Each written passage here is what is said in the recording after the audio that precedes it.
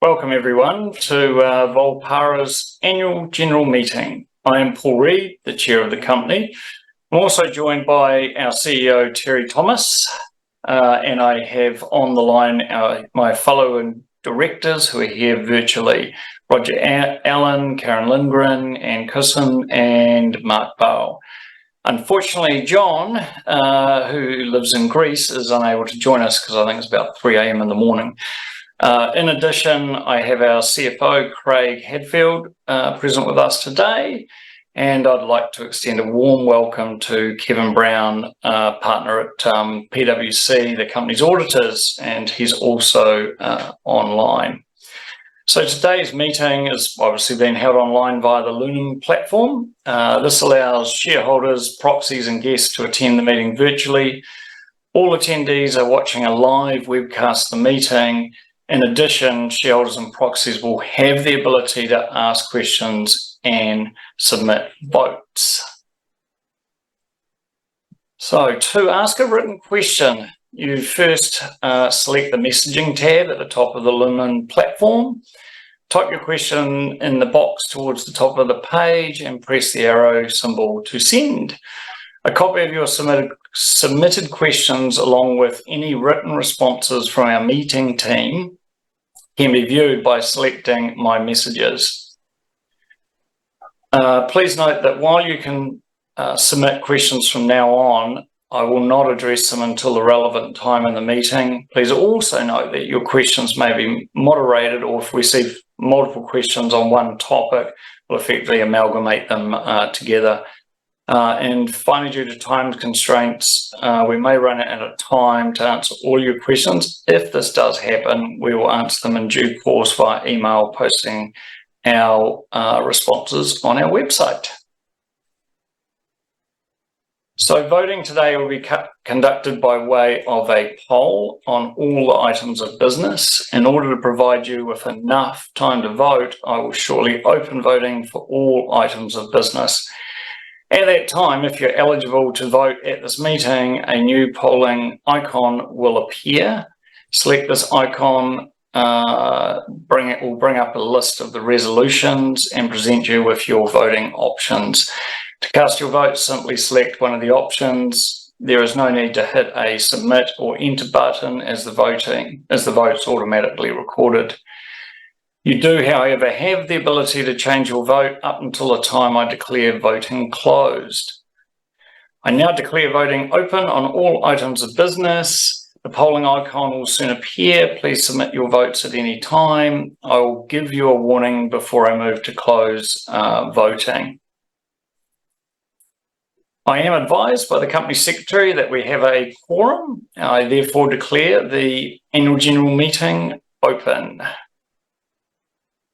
So I also have the minutes of the previous AGM. They are physically, they've been signed by me as true and correct record of that meeting and are available for inspection by request.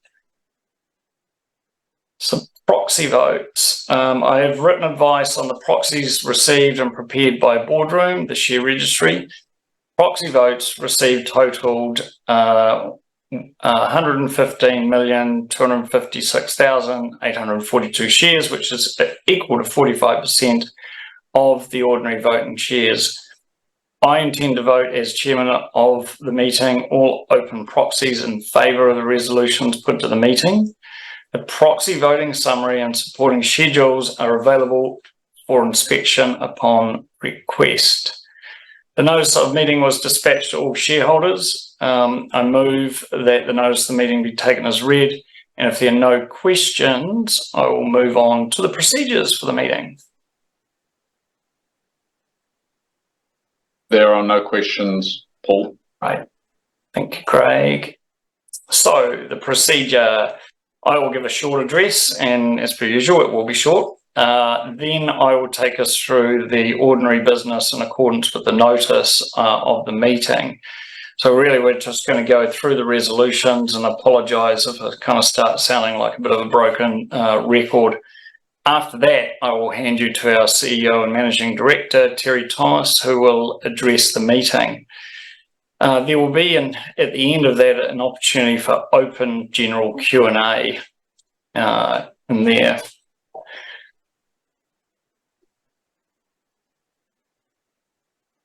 So, next slide.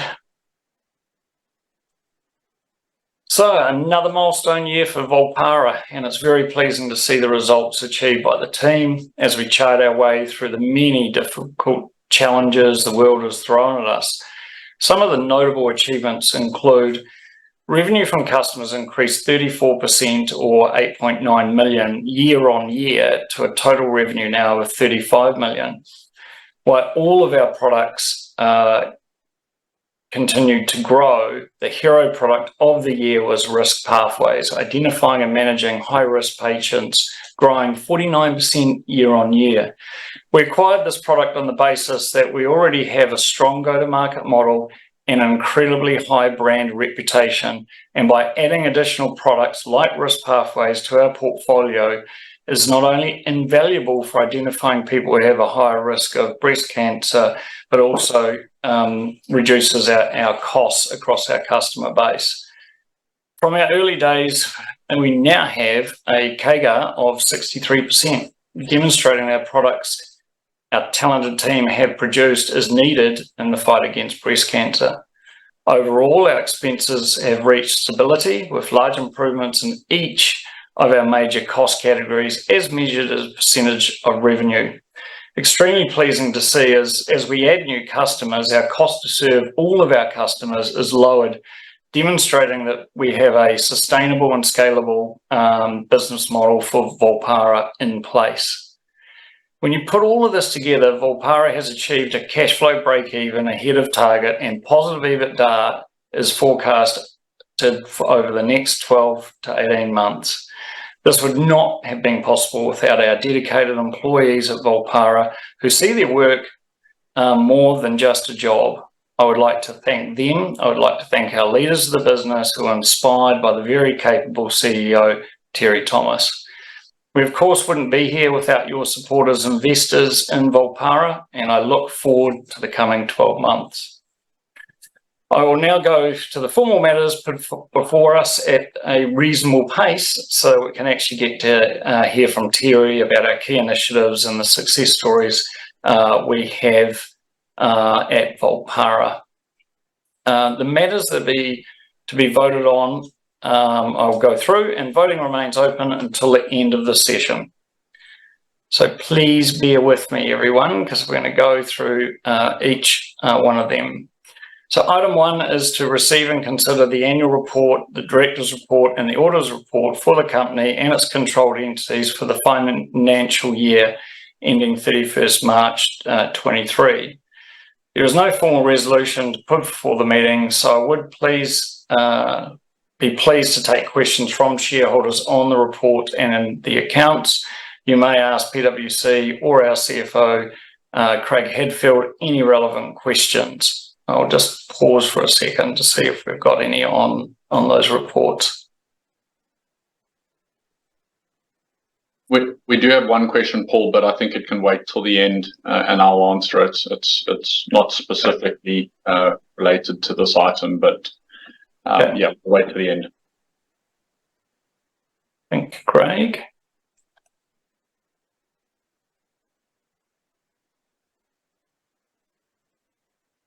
Okay, so we'll move, hang on a sec. So there's no more questions. I'll proceed to the other resolutions on the notice of meeting. Before we proceed, I will note the final results for each resolution will be received from our share registrar boardroom shortly after the AGM ends, at which point they'll be released to the ASX. So each one that I'll go through is where we are at earlier today. So we'll go on to item 2. So the re-election of Karen Lindgren as a director, to consider it if thought fit to pass the following resolution as an ordinary resolution that Karen, who retires as a director of the company by rotation in accordance with clause 20.5 of the company's constitution and who is eligible for re-election, be re-elected as a director of the company. The proxy votes are as follows. For, as you can see on the screen there, over 64 million. Open proxies, which fall to me and I'll be voting in favour of, slight over 35 million, against 100,000, abstain close to 17,000, and we received no instructions on that from a bit over 14 million. Going to the next one of Roger Allen as a director, again, to consider and, if thought fit, to pass the following resolution as an ordinary resolution. That Roger Allen, who retires as director of the company by rotation in accordance with clause 20.5 of the company's constitution and who is eligible for re-election, be re-elected as a director of the company. Again, the voting, there's 75 million for, there's open proxies, a bit over 600,000, which will be for, against 6.7 million, abstain 15, exclusions 18.4, and no instructions a little over 14 million. And we'll get on to the action of Mark Bowser, director, who recently joined the board, to consider and, if thought fit, to pass the following resolution as an ordinary resolution.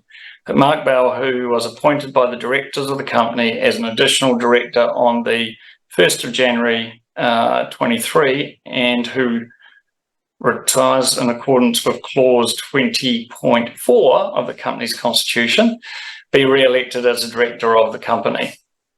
Voting there, you can see we're a bit over 81 million, open proxies 19, against 66,000, abstained 62, and no instructions from a tad over 14 million. The next one is the approval to issue options to Mark, to consider and, if thought fit, to pass the following resolutions as an ordinary resolution.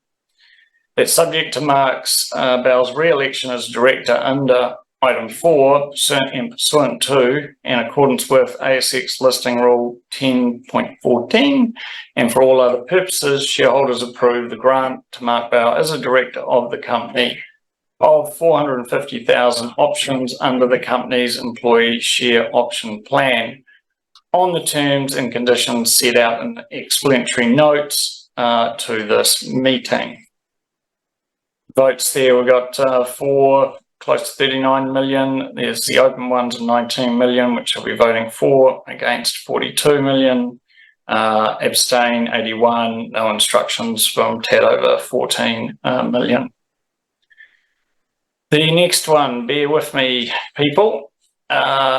Approval of the long-term incentive plan to consider and, if thought fit, to pass the following resolution as an ordinary resolution. That for the purposes of listing rule 7.2, exception 13, and for all other purposes, shareholders approve the company's long-term incentive plan, the terms of which are summarised in the explanatory notes to this meeting, to this notice of meeting, for a period of 3 years from the date of this meeting. Again, the votes are 75 million, close to 76 for, 19 open, against 5 million, 200,000 abstain, no instructions from slightly over 14 million. So then into number 7 is actually the ratification of the prior issue of securities under the long-term incentive plan. Again, to consider and, if thought fit, to pass the following resolution as an ordinary resolution. That for the purposes of listing rule 7.4 and for all other purposes, shareholders approve and ratify the previous issue of 805,197 restricted stock units, RSUs, under the company's long-term incentive plan on the terms and conditions set out in the explanatory notes to the notice of this meeting. Again, voting is for, just close to 76, open 76 million, that is 19 million, against 5.5 million, abstain 230,000, and no instructions 14.3. And then we jump on to 8, which then leads into the issuing of the restricted stock units to consider and, if thought fit, to pass the following resolution as an ordinary resolution. That for the purposes of Listing Rule 10.14 and for all other purposes, shareholders approve the issue of restricted stock units to Terry Thomas, the Chief Executive Officer of the company and the Managing Director or her nominees pursuant to the company's long-term incentive plan and on the terms and conditions sent out in explanatory notes to this notice of meeting. Please do refer to the notice of meeting for the voting exclusion statement. So for 75 million, 19 million that are open against 5.8 million, abstain circa 260,000, no instructions, 14.3 million. We're nearly there, folks. We only got a couple more to go. And so number 9, amendment of the company's constitution to consider, if thought fit, to pass the following resolution as a special resolution in accordance with section 32, sub 2 of the Companies Act, New Zealand Companies Act 1993. The company's constitution be modified for the purposes of the company's B Corp certification, which Terry will talk about later, by making the amendments set out in explanatory notes to this notice of meeting.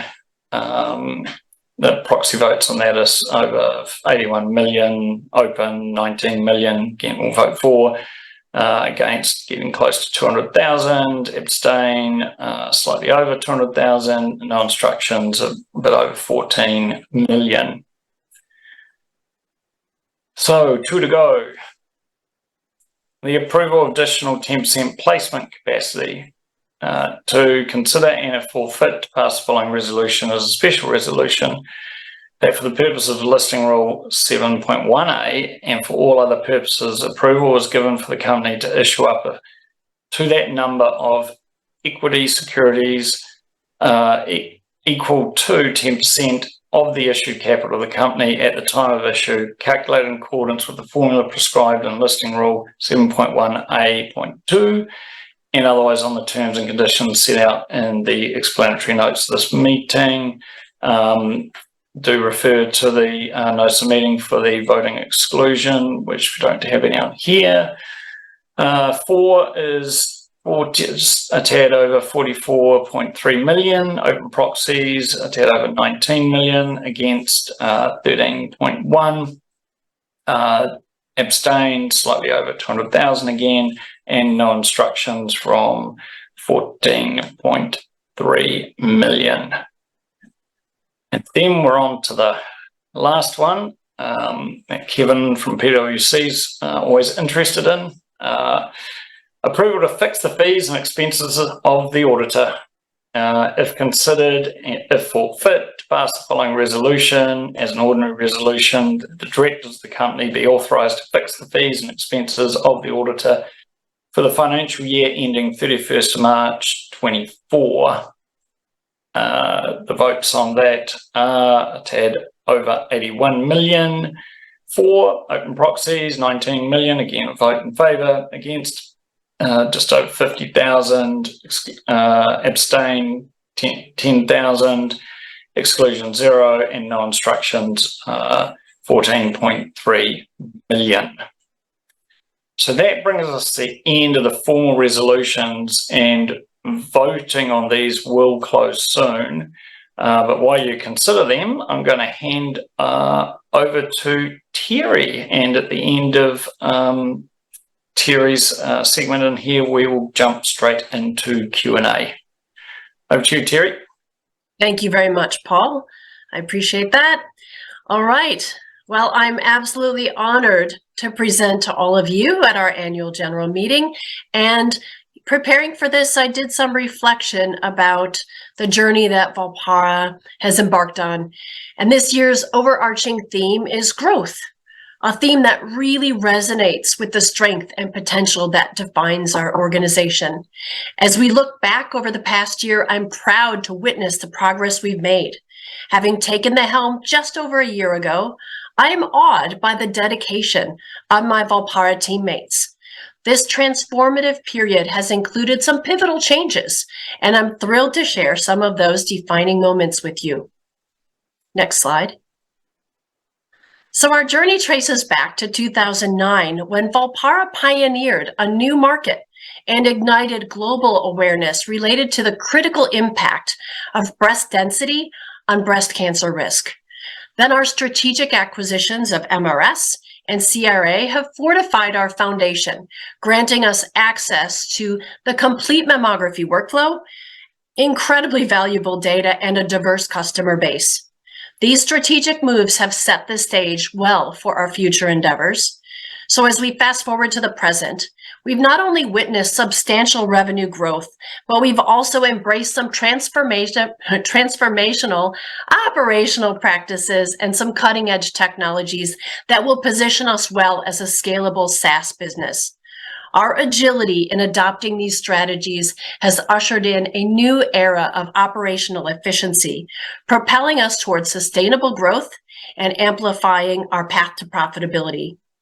Our diligent efforts have borne fruit with consecutive quarters of positive free cash flow since September 2022. This has put us in an advantageous position with substantial cash reserves, eliminating the necessity for capital raises to continue our operations and innovation. Speaking of innovation, our commitment to innovation in particular remains absolutely unwavering through these changes as we develop new products funded by our operational success. And this dedication to progress is underscored by prudent financial management. And for the future, our guidance is for 20% revenue growth, continued high margins, low churn, and a stable cost base. So the heart of our purpose lies in saving families from cancer, and this objective remains our compass, even as we do explore new growth avenues. Next slide. Our expansion is not limited just to breast cancer. We do envision addressing other devastating diseases in the future, including ones like heart disease. This kind of growth, unfortunately, is not the growth that's good, but it's imperative that we address it. There is an escalating cancer problem, particularly among younger women. A study posted just this week in the Journal of the American Medical Association showed cancers among people younger than 50 have increased, with the largest increases actually among those aged 30 to 39. And the recent shift by the US government in recommending mammograms at age 40 instead of 50 underscores the urgency of early detection. And our risk assessment can be used even to assess the risk of someone at age 25. Our commitment to saving lives propels our efforts forward, including advocating for personalized care for everyone. And by broadening our scope to encompass other cancers and heart disease, we magnify our potential to make a global impact. Our position as a global leader in breast cancer is rooted in our expertise in breast density, mammogram quality, and risk assessment. Yet we are determined to extend this leadership ultimately even to disease prevention and beyond cancer. To realize this vision, we have a full suite of solutions. Our risk pathways, providing an integrated risk assessment that saves doctors time and provides personalized direction for people in their goals to prevent or detect cancer early. And this product customer base is growing, as Paul mentioned, at the highest level ever last year. Within the US, as risk programs will be required by the National Accreditation Program for Breast Centers, for example. And our analytics and scorecard are underpinned by proprietary Volpara AI algorithms applied to mammogram images, providing scientific analysis of breast density and the image quality. Our distinction lies in delivering AI within a workflow that streamlines processes, maximizes time efficiency, and reduces administrative burdens. Our capabilities are amplified by our partnership with Microsoft, a collaboration that opens new avenues to provide concrete customer value through artificial intelligence. Next slide. Our expertise lies not in machinery production, nor are we a PACS vendor. Instead, our software sits alongside mammography equipment and the PACS systems and serves as an invaluable tool for both radiologists and technologists. An example of this can be seen on the right, which is a view of Volpara Scorecard product. Next slide. Anticipate an increase in the utilization of our scorecard and analytics as we support organizations in complying with the new US FDA requirement mandating density reporting for all women undergoing mammograms. This becomes especially relevant as a substantial number of women fall within the breast density range that lies between category B and category C in the upper right-hand corner. That is a distribution of breast density across the population. And as you can see, about 15% are fatty, low density, nearly 10% high density, but most women fit somewhere in the middle. And the difference between a high B and a low C is very difficult to discern with the human eye.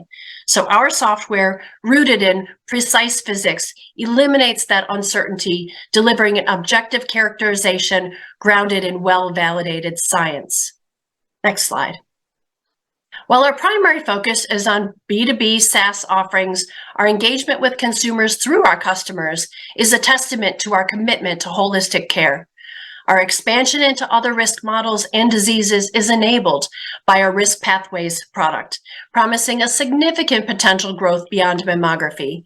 And customers tell us their patients want to know more about their risk, more about their density, and they want the information to come from a more trusted source than Google or even ChatGPT, and Volpara is a very trusted source.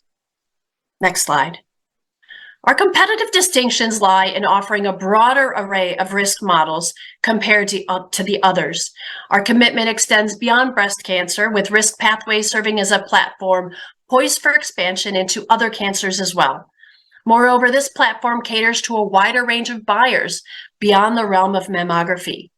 Together with our professional services team, which has transitioned from a conceptual notion to tangible contracts with customers, delivering expert guidance and facilitating the setup of comprehensive risk programs and effective utilization of our software for early cancer detection, and in some cases, even preemptive action through early genetic testing.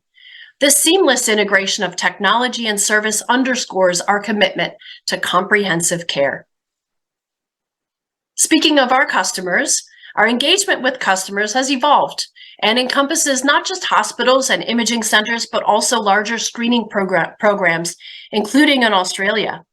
Our first discussions with diverse entities like insurers and primary care doctors have begun, and the first primary care doctors are using our software to screen women for risk at younger ages. This expansion aligns with our commitment to early detection and even prevention, addressing risk with women in their 20s and, more importantly, even in their 30s. Next slide.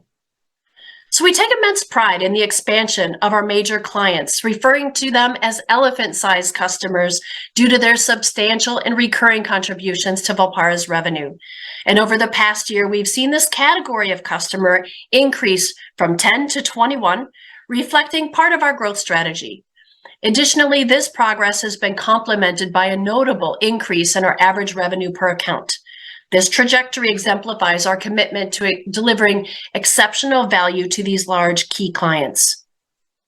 Next slide. What sets Volpara apart, prompting these elephant clients and others to choose us?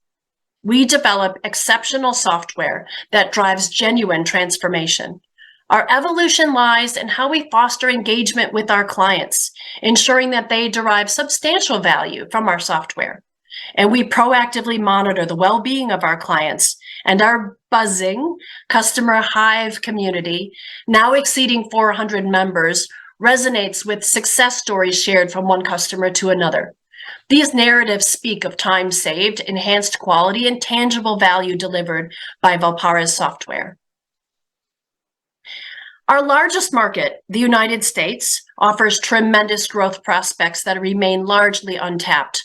While we've established a formidable presence in mammography overall, a deeper analysis reveals that our penetration into the large institutions stands still only at 10 to 15%. This signifies a vast, untapped territory with over 85% of the market awaiting exploration. Notably, a considerable portion of these institutions lack comprehensive risk programs nor solutions like analytics. And this affords us ample room for expansion and underscores the significant growth potential ahead for Volpara. Next slide. Yet we never rest on our laurels.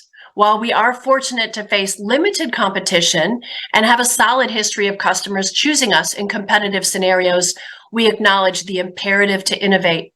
Our focus remains enhancing the value of our products and expanding our product portfolio.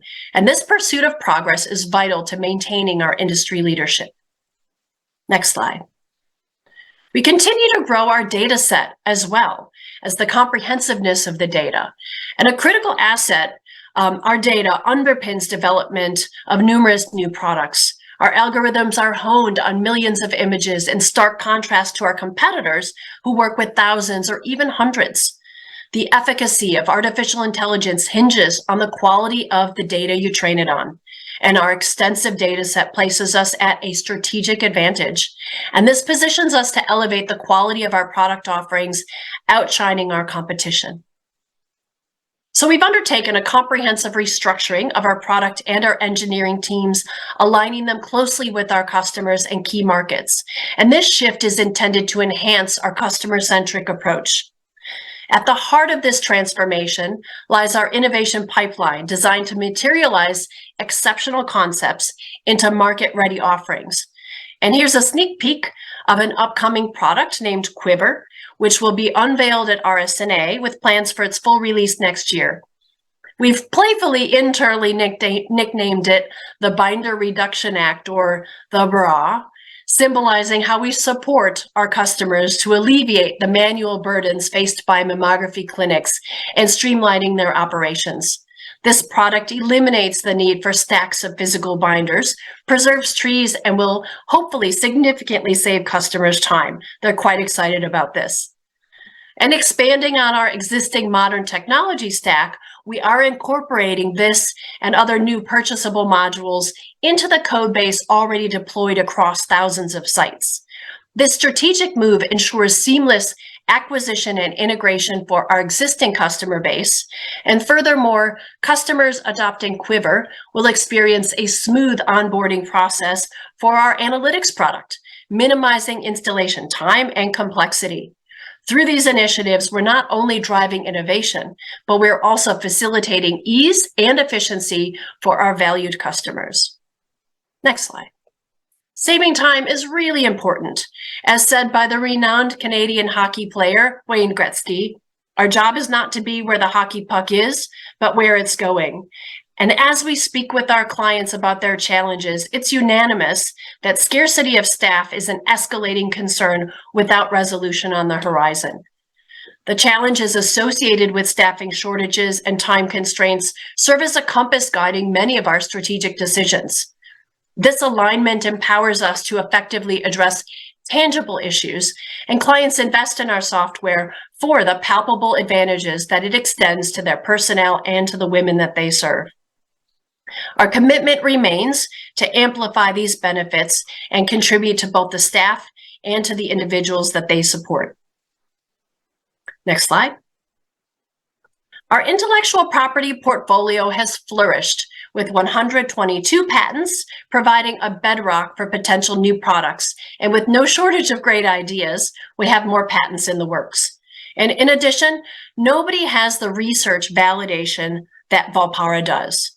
This forms a pivotal component of our approach in continually expanding and safeguarding our secret sauce as we collaborate with pioneering figures in global research endeavors. As we're talking about global, moving on to Australia, while a substantial portion, over 95% of our revenue does originate from the US, we've extended our impact in Australia over the past year.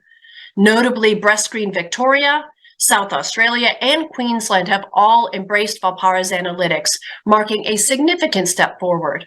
And we are thrilled Breastscreen South Australia will be incorporating density reporting for all of the women that they screen.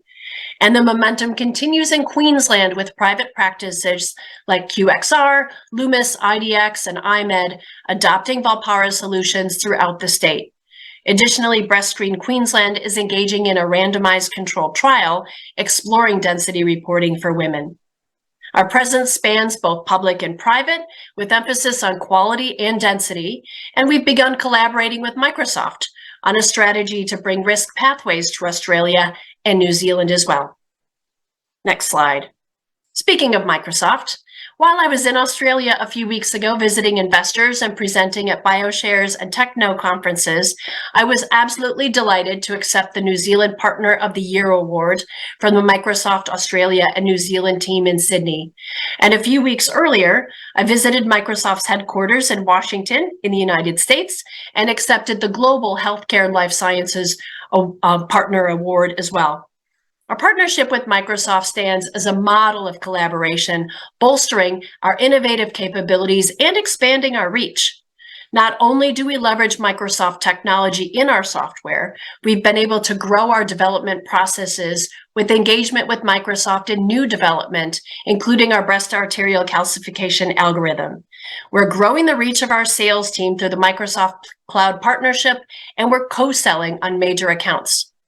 As we look to the future, with Volpara's huge data set, the largest of its type in the industry, and our intellectual property, together with Microsoft's leadership and their expertise in AI, this partnership puts us at the forefront of technological advancement and enables us to deliver some groundbreaking products in the future. Next slide. As an industry leader in breast cancer research and technology, we're growing our influence by engaging with United States leaders in cancer research as a founding member of the CancerX Public-Private Partnership. Next slide, not too much more. So Paul said I was going to talk about B Corp and ESG. It's actually really, really important to me and to our staff that we're an ethical company, and even the CancerX membership is part of Volpara's commitment to being a company that's focused on doing good.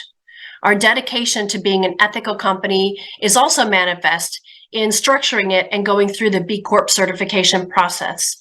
The pillars of purpose, principled business practices, employee well-being, and environmental stewardship also guide our growth strategy. We are absolutely nothing without our people, and taking good care of our employees is extremely important to us.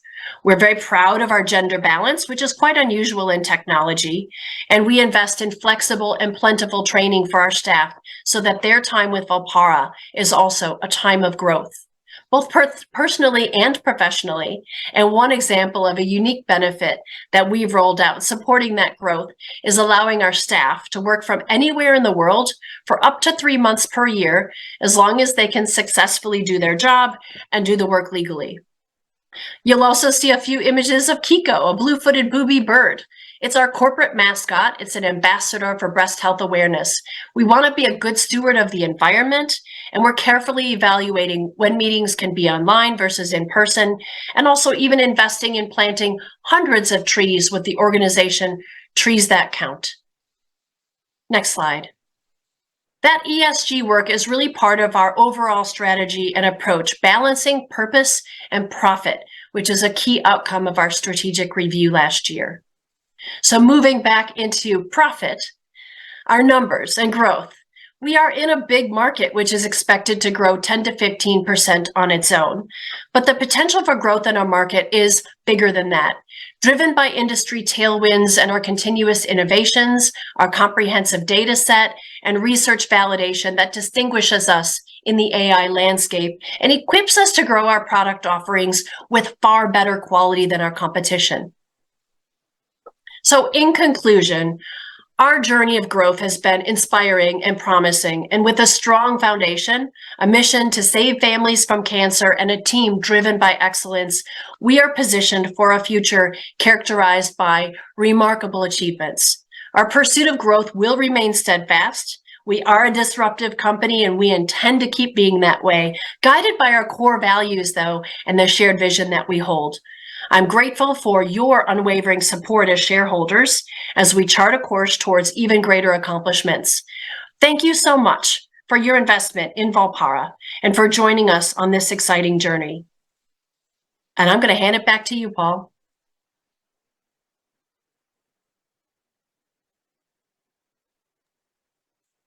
I think you have to unmute. Yeah, you're on mute, Paul.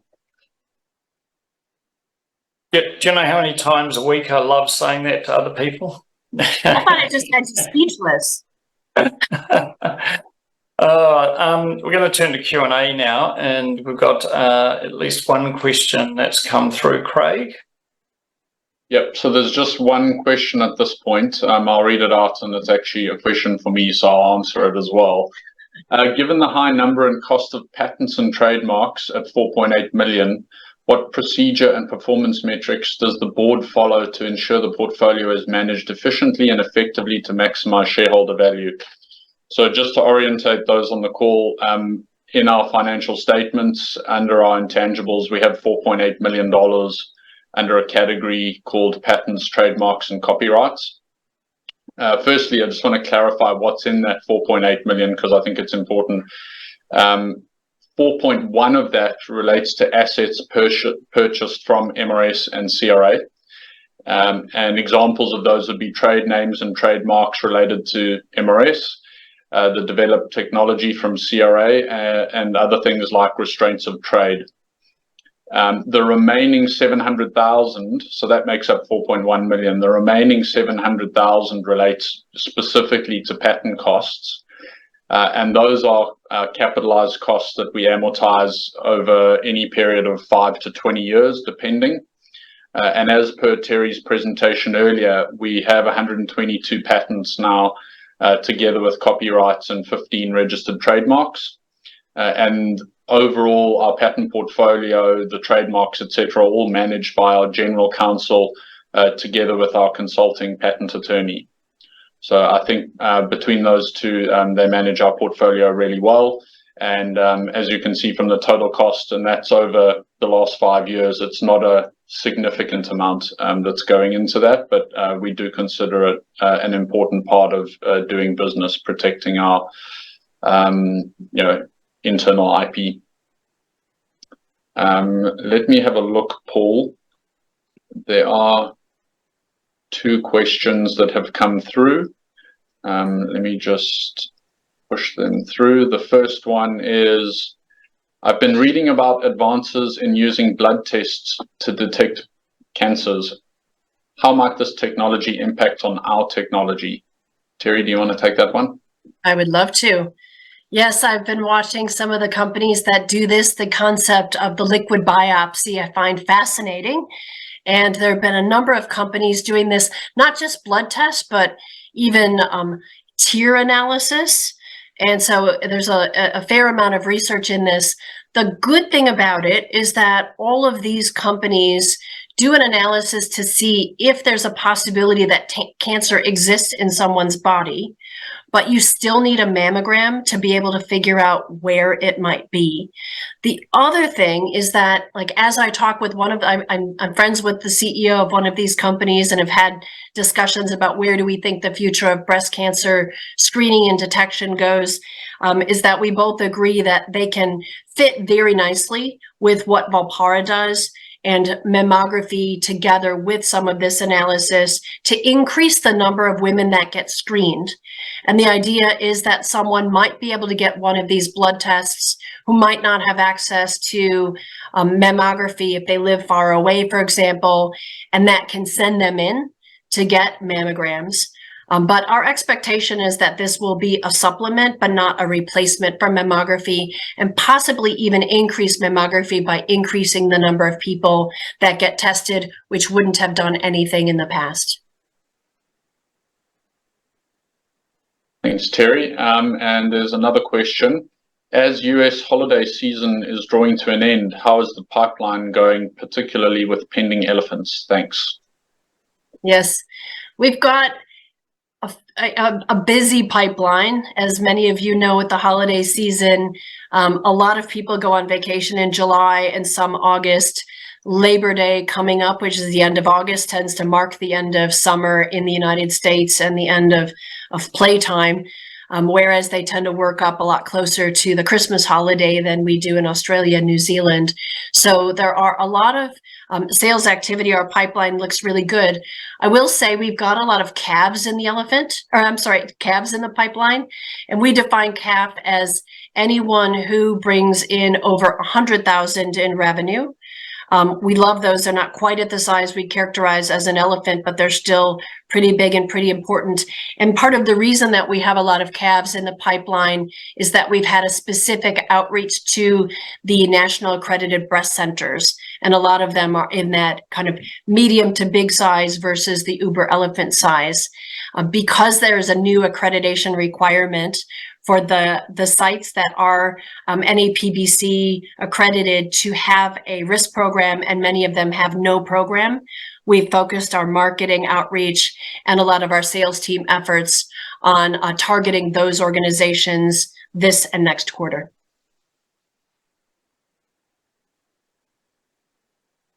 Thanks, Terry. Another question, and I think there's another one that's also come through. The next question is, Terry has spoken at recent meetings about progress towards the use of Volpara software in national screening in Scandinavia. How are things progressing on that front? Well, I'm going to spend a lot of September in Europe and speak with some of the people that are running these programs. So we are in the research mode with the people that determine the standards in Scandinavia. It is a part of the world that everyone else is looking to as well, as they try to figure out some of the challenges with not enough radiologists and also not enough availability of MRIs for further scanning for people who have dense breasts. So the dense trial and the USOBI recommendation in Europe was that anyone that has dense breasts ought to get an MRI, and that will save lives. But the next challenge was, okay, we don't have enough MRI. So what we've been doing in Norway is studying what is the narrow band of density that is the most important for women to be able to go forward and get further on testing, including MRI. That will be concluding likely within the next year. And so we'll share publicly when we can what that looks like, but we are talking with some others about similar initiatives. Part of why I'm going to be going to Europe, though, is to evaluate, okay, are these national screening programs ready to do broader deployments versus being the leaders in the global research about breast density and further on testing? Basically, the answer is stay tuned. Yeah, thanks, Terry. Next question. I believe at the moment this is the last question. Previous presentations have shown income per consultation from the use of VHT products. I'm assuming they mean ARPU here, with the promise being that the company can increase that income and supercharge the growth in income faster than the growth in clients. How is that progressing? Are we gaining pricing power? Do you want to take the first pass on this, Craig, and I can add? Yeah, so in the past, we used to talk a lot about ARPU and moving that up. We continued to increase ARPU quarter on quarter, year on year. However, we have shifted focus of the business since Terry joined in April last year more towards ARPA, so the average revenue per account. So in some instances, that ARPU may be lower, but in many instances, that ARPU is actually larger anyway. We're focusing on elephants, we're focusing on calves, and we're really focused on increasing our ARPA, which is currently at about $40,000 per customer, to well north of 50,000 and closer to 100 over time. So our focus has really shifted as a business, but I will say that our ARPA and our pricing continues to sort of stay in the same area, but is slightly lifting. So we haven't had to discount, we haven't had to decrease prices over time. We are managing to maintain our pricing in the market, which is, I believe, the highest in the market currently. Do you want to add anything, Terry? I think you covered it. Thank you. Let me just have a look if there are any more questions. That is it for questions at this point. Okay, thank you, Craig. Well, that concludes our discussion on the items of business. In a couple of minutes, I will be closing the voting system. So please ensure that you've cast your vote on all resolutions. I will now pause for a bit to allow you time to finalise those votes.